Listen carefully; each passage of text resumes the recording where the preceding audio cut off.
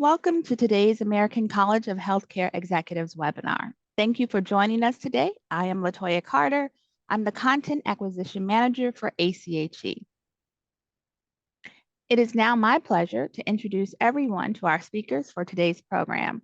Ramachandran, Senior Partner Leadership Advisory, WittKieffer, Daniel Young, Senior Partner Healthcare, WittKieffer, and Jamie Wiggins, EVP and COO, Arkansas Children's.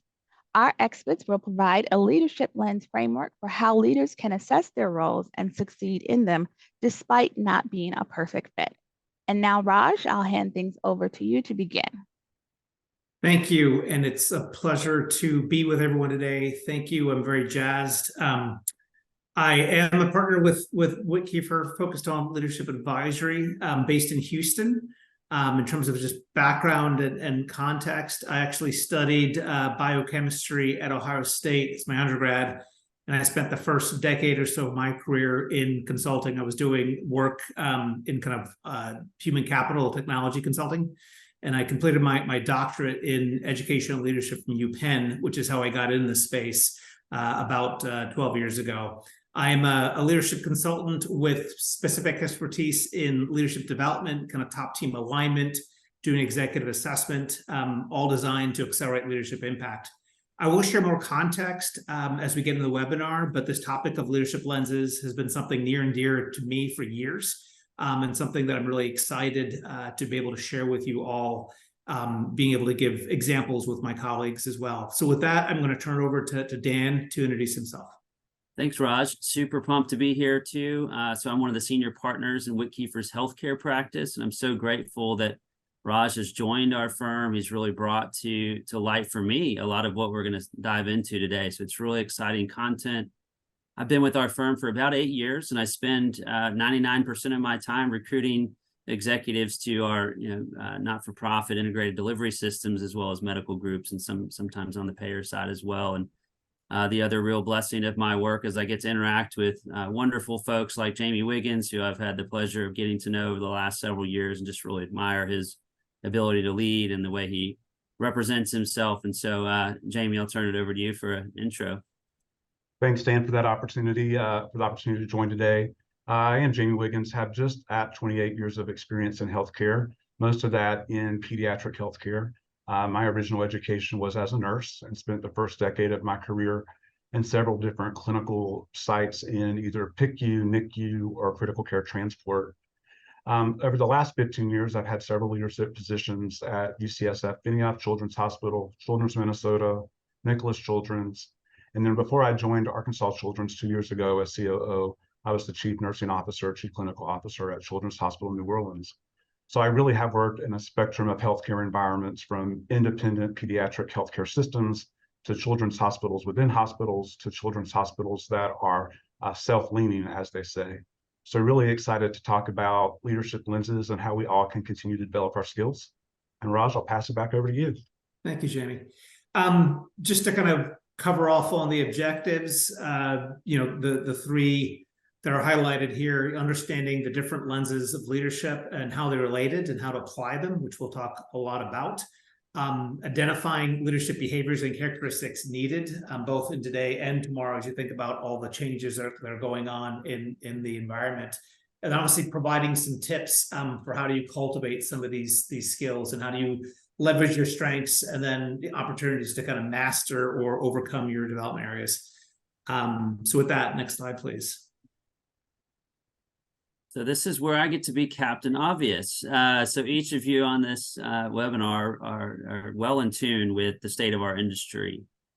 But to tie a bow on some of these clippings, what we are optimistic about is that there are leaders such as yourselves interested in working together to come up with solutions, to create, to innovate, and to face these challenges our industry is facing head on, just as our industry has always faced.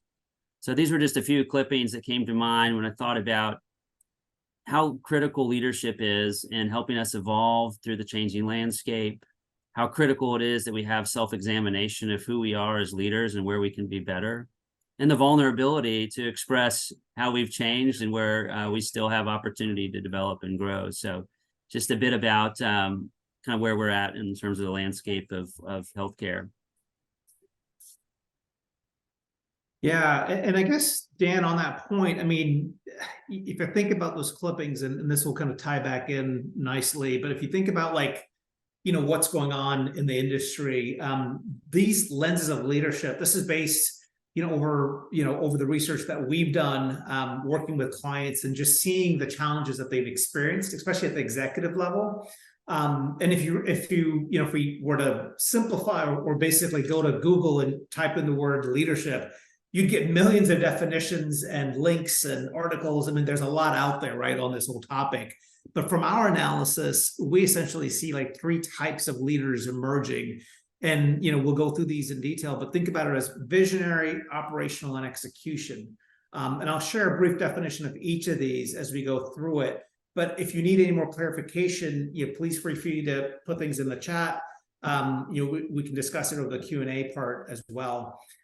So I guess I'll start with with the first one. Visionary leaders, they're the ones that are able to see, around corners, right? They're the ones that are, if you think about vision, the ability to kind of step up and look at the balcony. You probably heard that expression. They're the kind of creative thinkers, the innovators, being able to kind of basically, sell the future, right? That is kind of what a visionary leader does, and that's kind of what they're known for. The next one is the operational leader. And they're the ones that are really good at driving results, getting things done. They put in structure and process. They're really good at systems, implementation, driving results, getting things done, getting in the details. That's more the operational lens, if you think about it. And finally, the third one is the relational. They're the glue that kind of brings the organization or keeps the team together. Right, they're able to harness the energy of the talent of finding the right people, enlisting their support, building and motivating teams, resolving conflicts. They're that glue, as I said. They kind of put it all together, if you will. The caveat here is to remember there's no one type of leader who is more successful than the other, because it's all related to context, right? Ultimately, organizational context matters, and that's why this is such an important thing to think about. We are noticing, though, that in successful healthcare organizations, what drives that success is having a combination, a team of leaders that can maybe leverage different strengths, and pulling that together that creates lasting positive impact. It requires all 3 types, if you will. Is this to be known as being static in terms of these, or do you see people move through these lenses? Yeah, that's a really good question. Look, I think there's always nature versus nurture kind of, debate, if you will. There's tendencies that you probably notice of yourself, where you feel like you're stronger. But as you kind of think about it, you may have a revelation that, hey, I'm kind of making this inflection point. I'm at this inflection point of moving from more execution delivery to being more relational, right? I'm seeing that to be much more important or necessary in my development. But you may always have this penchant for driving results and execution and operational. That may be something you just like to do, but that's something where you have to balance that out. It's a good question. Ultimately, though, and here's the key, this is it all comes down to something what Dan said earlier, it all comes down to like, know thyself, as the expression goes, right? Creating this idea of self-awareness is knowing how to manage your emotions and the behaviors that trigger these emotions and behaviors, right? As this quote kind of says. Ultimately, it starts with self-management, right? And self-management is about being self-aware. Ultimately, there's this interesting quote that basically says, it's by Tasha Eurich. She's an organizational psychologist and researcher. And she says, people who are more self-aware tend to be more self-confident and more creative. They also make better decisions, and they're stronger relationships and able to communicate. It's being able to kind of understand thyself and really figure out what does it mean when I'm talking about self-awareness. Yeah, any points on that, either Jamie or Dan, just on how you've kind of noticed self-awareness? I think this part is how you really differentiate yourself as being an excellent leader, really understand yourself and the work that you put in to understand what motivates you, what triggers you, A lot of times the distinction between an excellent leader and not is their ability to just pause and reflect for a second to make sure that what they're getting ready to contribute or ready to respond is going to help the team and build the team up. An excellent point. And we'll kind of share some tips at the end in terms of how do you build that up. But exactly, it's this notion of working on self-awareness. And I guess with that, we'll kind of open up to our first polling question, which I will rely on the team here to kind of pull that up as it goes. But essentially, it's kind of rating yourself on self-awareness. So I think the question, is that being shown? Are we able to? Yeah, there it is. I think you should be able to do that right now, where the first question is rate yourself on self-awareness of your leadership style on a scale of 1 to 10, where 1 to 2 is kind of derailing, or we say pretty much clueless. 3, 4 is kind of lagging. 5, 6 is kind of steady state, if you will. If you see yourself as a 7 or 8, you're more advancing, and then a 9 or 10 is kind of you're highly self-aware. You see yourself to be highly self-aware. So go ahead and try to answer that poll, and then we can start seeing what the results are sharing. Yeah, and as the poll runs, I thought I'd ask you, Jamie, just how has this evolved over your career? I mean, you mentioned, many years of leadership, many years of executive leadership. What would you have maybe answered on this question, 10 years ago? I think 10 years ago, if you'd be an honest inventory, at best, I would have been a 5 to 6, but more honestly, or at worst, I probably was a 3 to 4. I think I was really still focused on trying to get my objectives and my tasks done. I would tell you that, especially over the last 6 to 7 years, I've spent a lot of time taking out different ways to learn more about myself. And today, even though I would put myself in the 9 to 10 score, I would tell you I'm constantly learning and seeking out other ways to get information about myself. It's certainly been a journey. Yeah, love that word, journey. Yeah, for sure. Yeah, I think we're all on this journey, right? I mean, it's the whole take. Yeah, that's right. We should start seeing the results pop up here soon.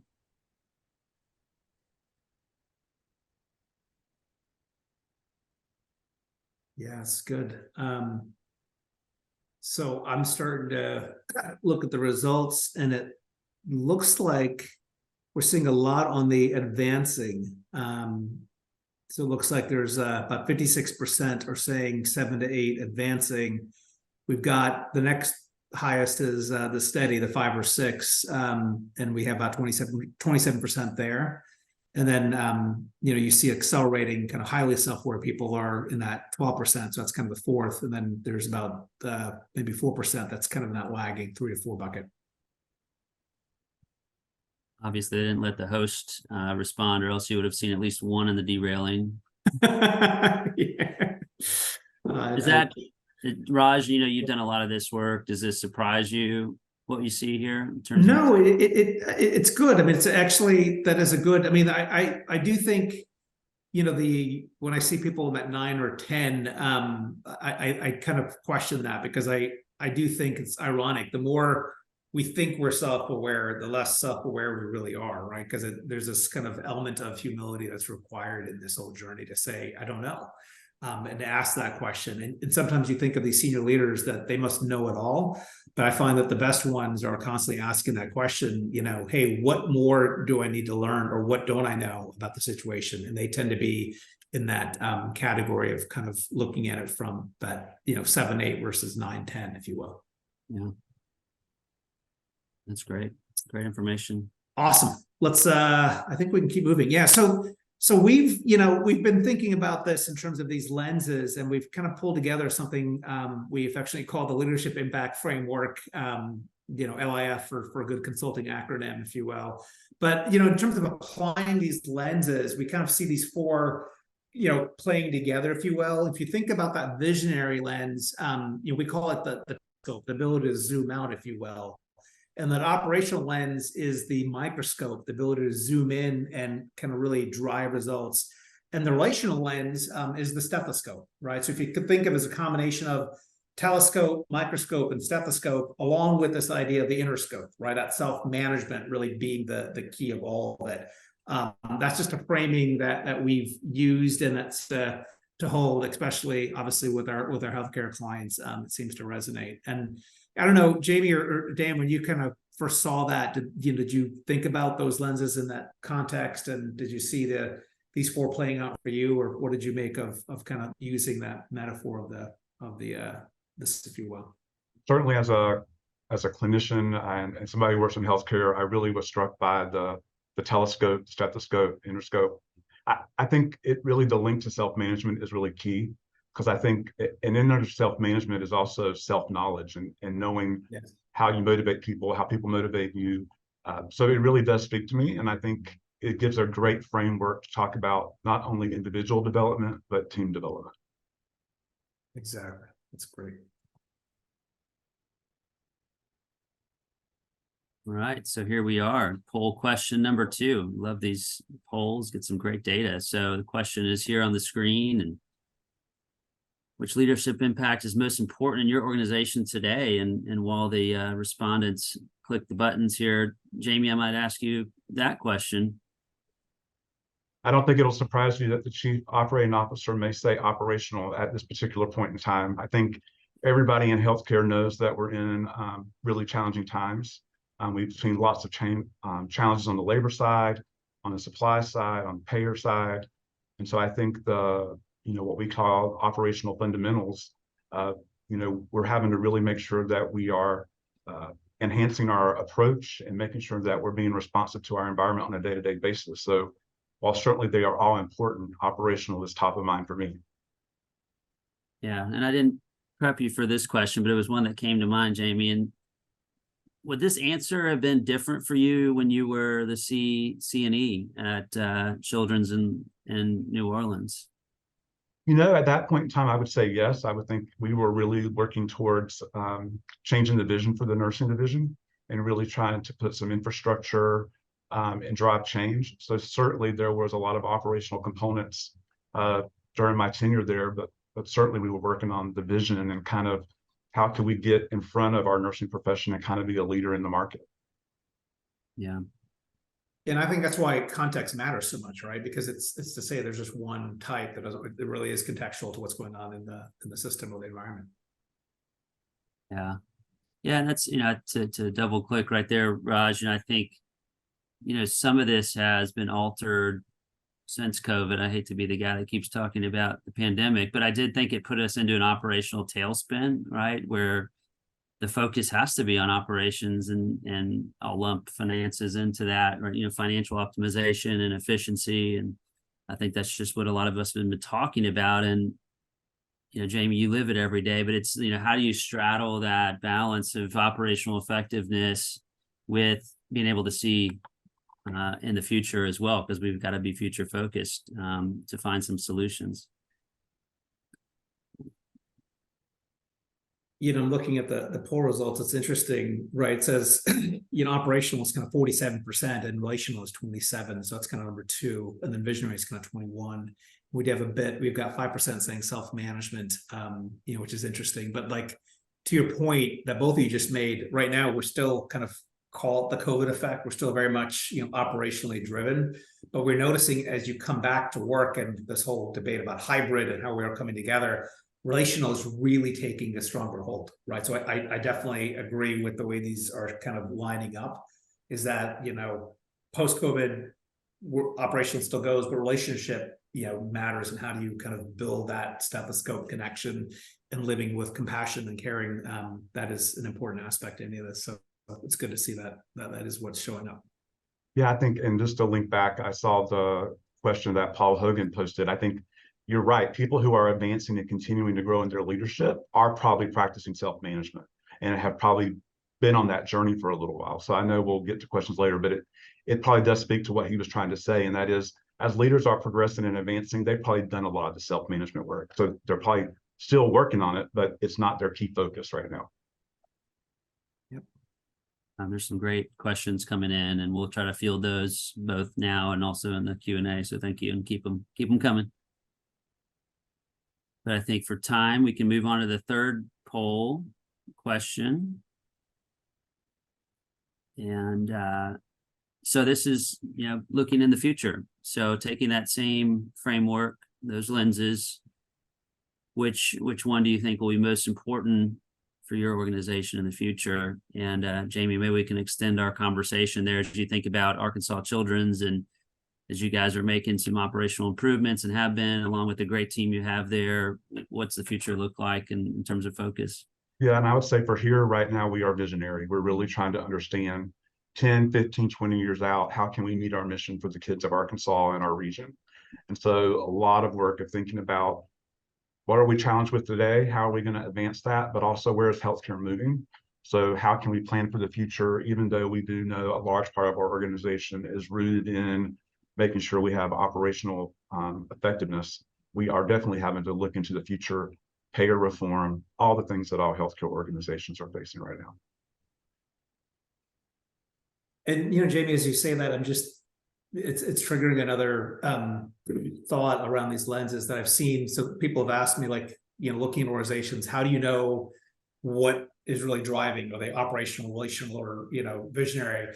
And I was kind of say, like, sometimes you can tell literally by the way the emails that are coming out in the organization. So if you see a lot of number driven, think Excel spreadsheets, right? People are, the leaders are cranking out, numbers and data and, looking at impact, that's very much obviously operationally driven, right? But if you see a lot of, emails that are more, word and relational and with kind of narratives, more story form, obviously that's more stethoscope. So you can see if they're, using Word documents, if you will. Then finally, if they're kind of thinking, visionary, they're more PowerPoint. They're thinking of, you can see more of the visuals, actual pictures, and thinking in that visionary term. It's more PowerPoint driven. So I would say, are you seeing more PowerPoint or Word or Excel when it comes to what leaders are putting out?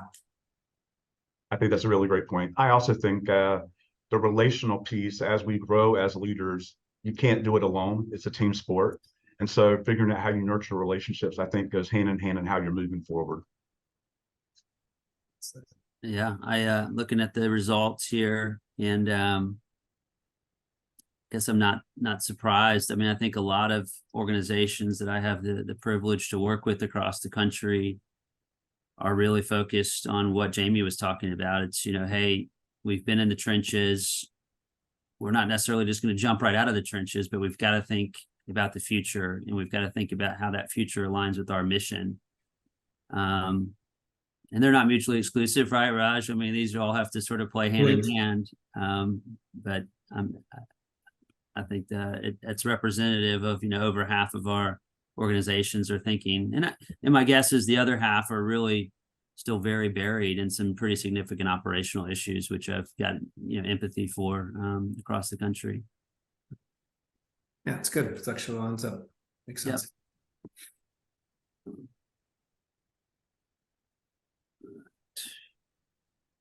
We have one more. Yeah, there we go. Yeah, we've got a fourth poll question. So thank you all. This is the last poll question, and then we'll move into some other dialogue. This is about you individually. So what leadership lens would you like to develop further as you think about your career development? And as we've done here, Jamie, I'd ask you that question. Honestly, I'm focused on the visionary. How can I expand my visionary role as I hit the 2-year mark here at Arkansas Children's?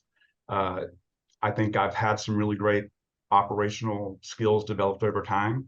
But as I think about what my next career step might be, spend a lot of time talking to my CEO and what I would call my personal board of directors about how do you exercise that visionary competency and prepare yourself to lead the organization, and as well as to prepare me to be better for my organization. Yeah. And Jamie, are you noticing when you kind of go to your CEO or your board in terms of like saying that's something you're interested in doing, how are they supporting you? Like, what are they kind of doing to help you when you kind of say, I'm looking to be more visionary? I consider myself to be very lucky. I've been able to work with a lot of bosses in my career that understood where my ambitions were and how I wanted to grow. And so when you have a really trusting relationship, you can have really direct conversations about what you're looking for. And so I think they've been really great, giving me good sound advice that could carry me anywhere across the country. So I think if it can't be your boss, because I understand sometimes it can't, having trusted executives that have lived experience that will be willing to share them with you is key to developing any of these leadership domains. Yeah, the other thing to note, this is just a human condition. We're much better at remembering the past than we are predicting the future, right? So the study of visionary leadership, it's not something that we actually do well. So getting help and advice and asking, because we're horrible predicting things, right? So you're looking for, hey, what have you learned, or what are you seeing? Helping look around corners. It takes that inquisitive, it's the ability to ask these questions. What if? How might we? That's also something that can be learned. But getting mentors and talking to people that have been there is great practice. Yeah, so it seems like these the data here on question 4 lines up pretty well with question 3. So on an individual basis as well as organization, it looks like there's an acknowledgement of that kind of visionary, forward-thinking aspect. Yeah. I'm not surprised, but one thing to note. So sometimes I get this question like, well, if that's so important, why doesn't every organization do it? Well, because it's, again, in context. And if you've got this visionary leader that's the proverbial bull in the china shop, breaking things, you could get organ rejection as well, right? So you got to find the ability to kind of vision, but not so far out there that you're not bringing people along, right? So it is a bit of like thinking kind of 1 step, 2 step, 3 step, but not like you're so far out there that you can't bring people along because they don't want to work. Yeah.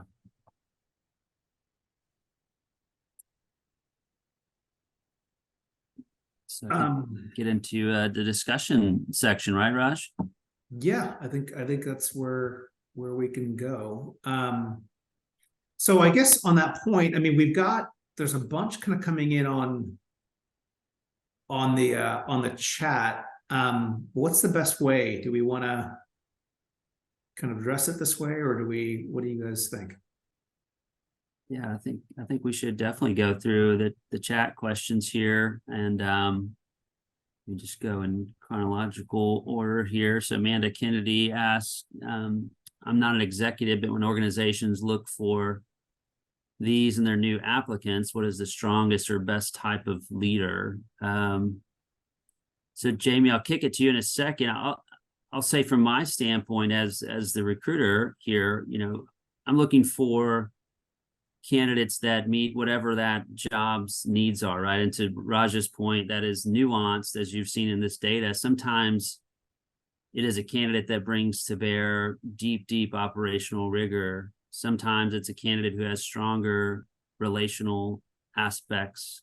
Sometimes it's a candidate that has more visionary enablements, right? So it's sort of dependent. And of course, that's the common, consulting answer is it depends. But I do think that truly in hiring, one COO is not the same as the next COO, and Jamie can probably attest to that. But maybe, Jamie, I'll kick it to you in this way. What are you looking for when you're hiring these days at, say, the director level? Yeah, first of all, Dan, you're exactly right. It's all contextual and cultural. There isn't one answer to what is the best leader. It is that if you're a director level, what's going on in your division or your department. What are the challenges and the headwinds that you've seen? What does that leadership team that's already in place already look like? Sometimes you're looking for a different skill set to really make your team well-rounded. So there's not a great answer, which is why one of the first questions I always ask whenever I'm either looking or talking to somebody is, what are they looking for? What kind of leader are they looking for? Because there are many great leaders that were reintegrated into the community because for some reason they no longer fit their organizational culture. It doesn't mean they're not a great leader. So it's very much environmentally situated in what would make successful look like. Yeah. And if you're looking to that point, so if you're someone that is looking at an organization to say what kind of leader they need, pay attention to the organization. Like this is where when you're starting to look at the website and pay attention to the role, like what are they more kind of relationship oriented? Are they more kind of vision? Are they more, execution? You can tell almost by looking at the website and looking at, financials, you can see things about them. That's going to help you kind of figure out what's going to make sense. Yeah. And Raj, I would kick this to you for a second. I would think, having the greatest possible self-awareness going into considering that opportunity. That's where I see a lot of frustrations in candidates is that I don't understand why that wasn't a good fit, and sometimes that's all the feedback we get is fit. But, if you are truly self-aware and understand where your strengths are, and those strengths aren't aligned with that particular nuance that Jamie's hiring for at that time, doesn't make you not a great leader. It just doesn't make you the right leader for that time and that organization, right? You're spot on. Yeah, and that's why, again, the self-awareness is so key, but being able to, ask questions and listen, really listen, is so pivotal, right? We're so, all of us included, right? We like to talk and professionalize and share things, but how much time are we spending listening to what's going on and asking questions that drive our understanding? Yeah, and I would say, Dan, your resume and LinkedIn profile always shows your successes. It doesn't highlight your failures. It doesn't highlight what you tried to get and didn't get. And so I think when I talk to leaders and trying to get some experience or learn from them, I ask them about the times it didn't go well or they didn't get that job and kind of, how that worked, because I think that can also be very informative in letting you know how to grow yourself and become more self-aware. That's great. Great practice. Yeah. And just so many wonderful questions coming in. We may not get to all of them, but I want to just kind of go through this. So Peter Kang asks, I also see self-awareness as how others experience you, and being aware of that. Is feedback the only way to gain that perspective? Are there other ways? I think 360s, right, Raj, can be a great tool. Anything else that you, Raj and Jamie? It's funny. It's kind of the reveal at the end. We'll kind of give some tips, but this idea of 360s or doing any kind of assessment, psychometric assessments are great for that. Or even if you are going through this interview process, for a role, asking for feedback and trying to get that, is important, right? I think trying to get that specifically. But honestly, the other one I think is really key is just reflecting and writing things down, journaling, right? Finding ways to actually, take in what you learned and write down those experiences. I think it's a really powerful way to drive self-awareness.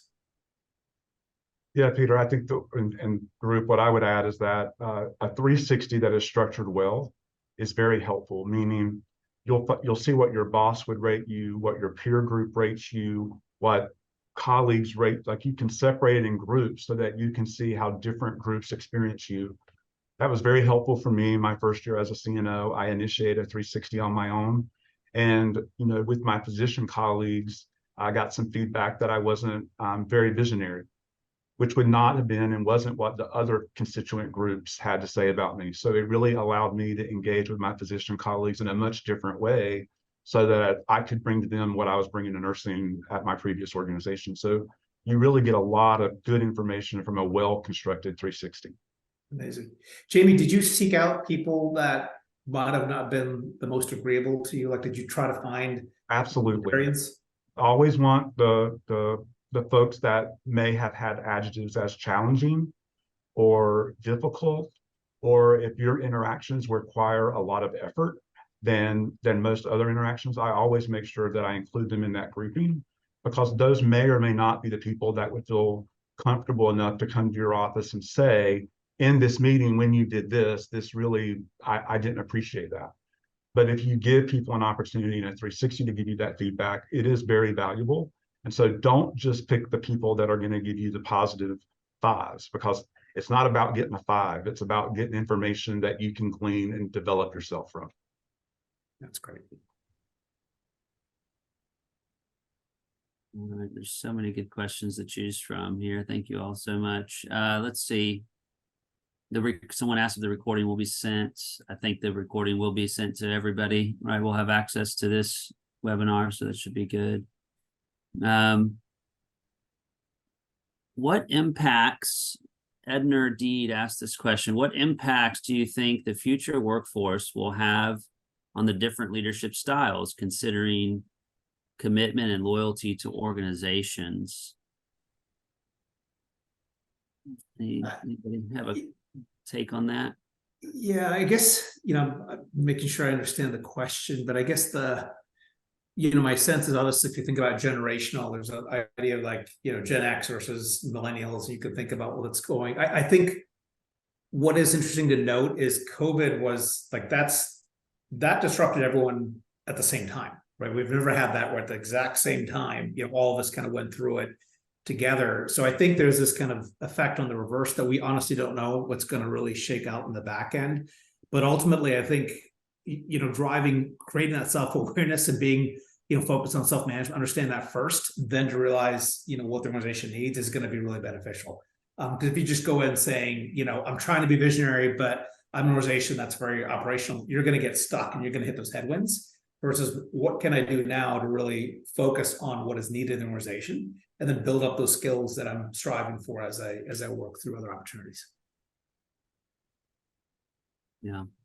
I just it was caught by this comment and question that Shaylan Randolph posed here. It says, as a healthcare leader, would you agree that you have to shift with the times and circumstances into various buckets of leadership? Being a visionary leader is very important, as this will provide direction. However, relationships are equally important, as having highly engaged teams are the ones who will take the vision and run with it. She goes on to say, it's definitely a balancing between the styles of leadership to accomplish the goals needed at the time. So, Jamie, I think this is coming back on what I thought would be a pretty interesting topic, which is, yeah, it's great to think about the future. It's great to think about the vision, but gosh, I'm dying on the vine down here in the weeds. How do you balance those things? And how do you, as a EVP, inspire maybe some of the frontline too? Sure. Hey, every organization is tough with the front lines. And I would say, you kind of have to achieve the self-awareness and the relational pieces in order to move on to get operational and visionary. The people are the core of our business. And the reality is there's not one answer to the way you can build your relational lens. As we all know, even though organizations really work hard for organizational culture, even in my own organization, we have 2 hospitals and 8 clinic sites and a research institute and a foundation. And so as much as we strive for a system culture, the reality is every department has a microculture. And so it's really going to require you to bring your relational lens differently almost with each person you interact with. At the end of the day, people, I believe, still will rally around leaders that they believe trust them and have their back. And what that means to every individual could be slightly different. But I totally agree, relational is the root of which all leaders grow. You've got to have people that are rallying behind you that you can keep energized in order to get the work done. Yeah. Excellent. There's this other question as you were talking about that, Jamie, that kind of got my attention. It was this idea of, I think it was Angela Brandt that mentioned, as organization needs evolve, would you say that leaders typically change simultaneously? I mean, does the CEO or the executive team, are they in sync with where the organization is? And I think this is fascinating because there's this whole idea, like, you could argue, does it matter who's leading the company or leading, the system, if you will? I would say it does matter, right? Because it plays a role. If it didn't matter who was leading it or the executive team, then you could say whoever you put in should be fine. But I think the whole key is, like, you have to start meeting with where they're at. So if you're putting in a new, executive or CEO that comes in, and there's a turnaround situation that's happening in the system, right? There's a lot of operational challenges. You need that CEO to focus on getting that operational piece, working before you focus on vision. So if they come in and try to say, no, we're going to, focus on the future and be very much about, growth through acquisition, they may be missing some of the challenges that are there, and then they become tone deaf, right? So I think they have to really pay attention to kind of meeting the organization where it's at, and then being able to carry it from there, as opposed to, going from there. But sometimes it isn't such dire straits. You just need to actually kind of move the organization. It just needs someone that can actually pivot. I'm curious, Jamie, if you have seen both, or kind of what is your take on that? I think if you've seen one, you've seen one. I think that there certainly are organizations that get a new CEO and the executive team is stable and doesn't really change. You'll see other executives that are organizations that change the CEO or COO seat. And then over the next 12 months, you may see many changes. The reality is, that's why I say leadership success is always contextual and temporal and situational, right? Jamie can be a great leader at Arkansas Children's and go to other organizations, and his skills and his ability to lead people aren't what the organization needs. So I think it really is about meeting the call at that time and place. At the end of the day, all of us as leaders, from director up to CEOs, have to have members of their team that they have trust in and they have confidence in. And so sometimes that requires you to change team members. Sometimes that requires development. And sometimes that requires you to really blow it up. And I think that it really is what that organization needs. And, Dan, I'd be interested to know your thoughts on it as well. Yeah, well, I mean, I keep coming back to the it depends notion. And it just, I mean, there's so many great comments in the chat that's, what about this scenario? What about that scenario? And I think it comes back to that self-awareness piece and the understanding truly. And that's where I find there to be most gaps, most frustration, most tension is when leaders just have misconceptions, maybe because they lack the clarity to understand exactly where we're trying to go and what the steps are to get there and where I personally play in there. And then I think it's incumbent upon senior level leaders, Jamie, your colleagues and peers, to understand where are your team strengths, where are their abilities, and how can you best elevate those into situations that will serve the organization's mission at the moment, be it vision or operations. I think all too often people are just not utilizing their strengths. There's a comment in there about how do we get administrative and managerial folks to work at the top of their license? Well, I think it's incumbent upon the most executive leaderships to be really thoughtful about talent calibration and to understand where their team's passions are, A, but B, where are their skill sets most aligned as it relates to that journey that we're on as an organization. And when you have those two things in sync, you can really go towards a shared vision. When you don't, you oftentimes feel that tension, right, Raj, in organizations. Yep. Spot on. I think we have time for one more question before we move into next. Does anyone have burning, Jamie, Dan, something that's striking you? I think what I like is the question that I'm not going to pronounce his last name incorrectly, so I'm going to say Mike, who's currently in a pharmacy leadership role. I was going to looking to see what he can do to be into senior leadership positions. Yep. I would say that was certainly my experience that Dan and I worked through when I wanted to take the next step. There are some organizations that will see clinicians as chief operation officers. There are some organizations that do not.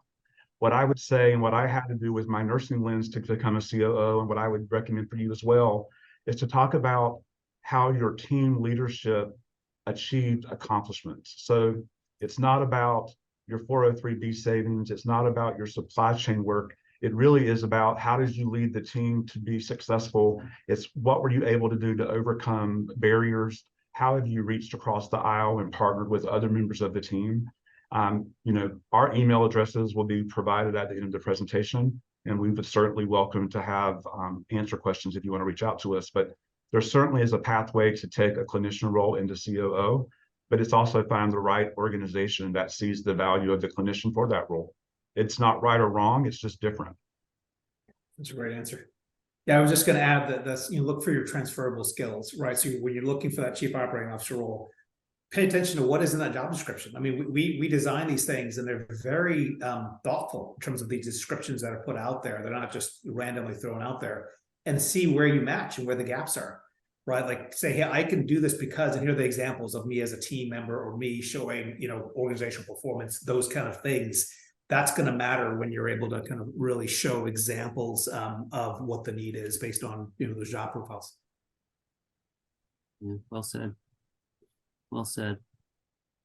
Well, that was, I mean, again, there's a lot more in the discussion, and thank you all so much. We'll try to get to a few more questions at the end, but I think there's a couple additional slides, right, Raj? We want to cover. Yeah, this is just kind of closing. So, this kind of was brought out earlier in the discussion, but I wanted to kind of point out, how do you cultivate greater self-awareness, right? We're all on this journey. We talked about psychometric tests, doing that 360 or, and taking these psychometrics. We talked about kind of getting regular feedback, from the people you work with. And I shared this idea of journaling, right? Being able to kind of, ask yourself why. But I think these other 2 pieces or 3 pieces are good as well in terms of like writing down, what your key plans and priorities are. Like where have you kind of said, here's where I really want to go, and putting those things down on paper, right? And seeing where you need, what are your gaps? How do you close that gap? And then asking trusted friends, right? Getting that authentic feedback from people in your network, beyond your network, of how you can continue to cultivate this, asking really good questions. Dan, Jamie, anything else you'd add to this from your experience? I think the psychometric testing, there's lots of different tools out there. They all do a different, element or division of or dimension of leadership. And so the more you can take those and the more you can glean and actually actualize the data, I think it makes us a stronger leader, definitely much more self-aware. Yeah, and the other thing, and I've been so grateful, Jamie, you and I have been able to demonstrate that, but find people that will tell you the truth. Find people that will really tell you where they see you having gaps, because it's great to have loved ones that tell you how great you are, and I'm sure many of you on here get that all the time. But find somebody that's going to courageously tell you where they think you have opportunities to improve, and then it's incumbent upon you then to be vulnerable and accept that graciously, and think about how that impacts you as a leader. So sometimes a 360 can just be a question to a friend of, hey, this situation, walk me through it, and here's what happened, and having that friend have the license to tell you, well, you really kind of screwed this area up. Okay, thank you. And actually, there's a word choice here. I wouldn't ask for feedback. I would ask for advice. Yeah, there you go. The word advice is really pivotal versus using the word feedback, because it causes this level of differentiation, right? Versus you say, I could really use your advice, or can I pick your brain on this thought that I'm working through? Yeah. So even getting that point. Yeah, good point. Okay, and I think there's one more. So we're gonna, so we get this question a lot. How do you apply this stuff? And we have a lot of good questions and thoughts here. We kind of see 4 things here that you could do. One is just where there are great opportunities to bring self-awareness. So we talked about applying those tips, but if there's one nugget you can take away from this session, go find that one nugget. I'm going to take a 360 or do a psychometric, or talk to a friend to get advice, right? Take that one nugget to build on self-awareness. The other is just talk to your teams, have that conversation. What's working on your team? What could be better? If you said, hey, I went to this webinar and we talked about these lenses, what do you think, right? That could be something that you take away. And then think about, 1 or 2 things you can do the next 90 days. There's this whole thing where, and I even argue 30 days, right? Because it goes by so fast. What is one thing you can do immediately, really soon, that you can take away to apply this to your work? And then obviously just talk about it, ask friends, think about just a way to apply it, and obviously shoot us notes. That's always a good way to kind of keep some momentum going. Anything else to add, Jamie or Dan? I think you nailed it. Yeah, I mean, this is not a novel concept. It's something I've talked to you, Raj, about, and it's been helpful to me personally. So I'll share it as a tangible, and that is to, kind of write out your retirement speech, right? Start with the end in mind, just like a lot of great writers will start with the ending and build towards that. So I found that to be helpful in my own journey. It helps you understand how you're moving through these lenses, and helps you keep kind of focused on what you would like for the outcome to be of your career. So that's just one of the things I like to use. And I love that. And if the word retirement doesn't really sit well with people for whatever reason, because I think it's the end, I'd say your next level. What is your next level? Like, what does that look like, right? And you kind of lay that out in terms of your future, but whatever works. Yeah, that's great. All right, Latoya, I think you are going to jump in for us. Yes, absolutely. Thank you all. This has been a great conversation. And actually, I just wanted to, I do have a couple of questions that I can, if you guys still have a little bit of time, that I'd like to sort of keep the conversation going. One of the questions that we received is, there are a lot of leadership models and templates, and should I find one model, that I like best, or is it better to piece together a leadership style and philosophy from various resources? It's a great question. And yes, remember I said, like, Google, like, you can look over leadership and there's all kinds of things out there on the web. But I think I would say 2 pieces of advice on that. One is what resonates with you, right? If you see a model or framework, that resonates, take that, but even better, ask yourself, why does it resonate? What is it about that model or framework that really stuck with you? And see if that's a pattern you can notice in other things, right? Because it's less about the framework. It's more about the impact it is on you and what you've taken away from it. I would say one of the best things a leader asked me to do was, a CEO asked all of us to develop our own personal leadership statement. because if you develop your own personal leadership statement, it will tell you what you value in your leadership. I actually have mine on my wall behind my head here, and it's leaders create leaders. I create leaders through mentorship and removing barriers, allowing them to achieve achieve more success than they thought possible, thus improving organizations. So right there, you know that I really enjoy mentorship. So I think understanding your leadership statement is very important. I think that there are a lot of leadership models. I would say pick the one that actually resonates with you, because then you can use that to talk to others and use it as a framework. There are many different leadership theories. I mean, there are a lot of theories. There's no wrong, there's no right. But I think what's most important when you're thinking about a specific framework is what resonates with you, your organization, and the people that you lead.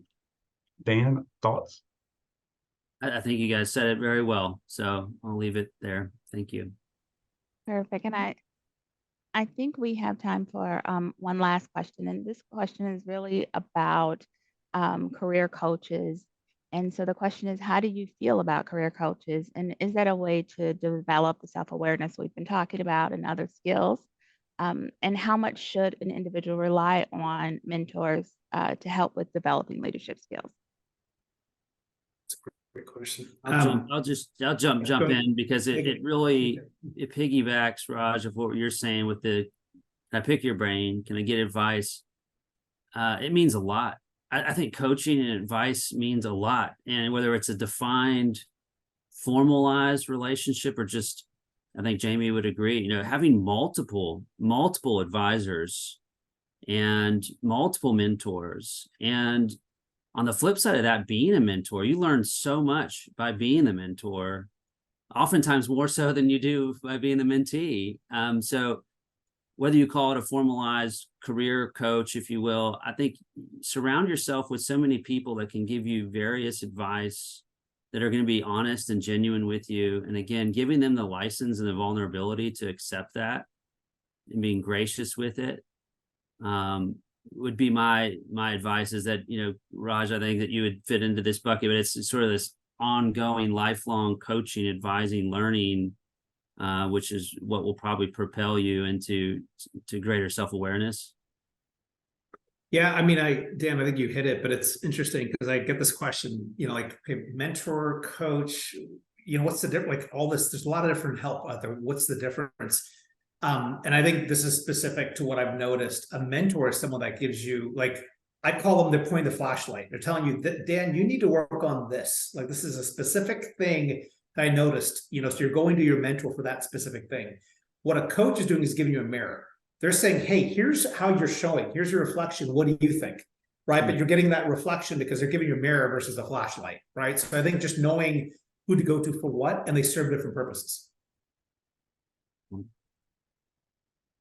Jamie, any comments on that topic? No, I think you got it covered. Okay, and here's one last question I think is pretty good that I'd like to. A couple people asked for leadership book recommendations. Any thoughts around that, or what is it that you are reading, currently hoping to read? Jamie, Dan, what you guys? I always recommend Patience Comes Second, which is really about relational and how you can lead your people. And then I think Good to Great is a classic. It gives some good principles. And then Simon Sinek, you'll find I'm definitely a leader, people person. Anything that Simon Sinek has wrote can be very applicable to leadership and your healthcare journey. Yeah, there's so many, right? We're so blessed to be in a world of gifted writers. I'm a big Malcolm Gladwell fan. I mean, I think anything you read by him can't go wrong. Yeah. Perfect. Yeah, it's good. It's really good. I would just add, I mean, mix it up. Like, books are awesome. I love audiobooks a lot too, because you can get through faster, just, you know, listening things based on commutes, or, you know, I'm on planes a lot. So just listening to things. I love Adam Grant's work. I think he's a big fan of, Simon Sinek as well, but anything Give and Take is one of my all-time favorites, right? That he writes that so well. And he just talks about these elements. And the other one that is maybe someone that people don't, it's the story of Pixar, which the guy, Ed Catmull, that wrote it is one of the founders. But the book is actually a great story on leadership. Like, what is leadership in these kind of organizations? I realize it's not healthcare, but just being able to get from different industries, I think, is a good practice. Yeah. Yeah, and with Adam Grant, Outliers is a really good book talking about those Outliers principles that really propel organizations. Really great book. I'll make one last plug on that because I've been telling everybody this. Read some fiction too. Don't always read the business books. Nice. Let your neurosensors connect in different ways and go to creative spaces by reading fiction. I think it's brutally important. Or just build Legos. That works too. You know, just build Legos. That's classic, you know, just fiction. That's it. Yeah. Well, thank you, Raj, Daniel, and Jamie. This has been a great conversation, and thank you all. This concludes today's American College of Healthcare Executives webinar, Leadership Lenses, a unique approach to success in your role. I'd like to thank our speakers for sharing their expertise and experiences and insights with us on today. And in closing, ACHE wants to thank each of you and your organization for what you do every day to provide quality healthcare to our communities across the country. As a final reminder, watch for the follow-up email tomorrow with links to the session evaluation form, handout, and the webinar recording. Today's program is copyrighted in 2023 by the American College of Healthcare Executives. All rights are reserved. Thank you again for joining us today, and please enjoy the rest of your day.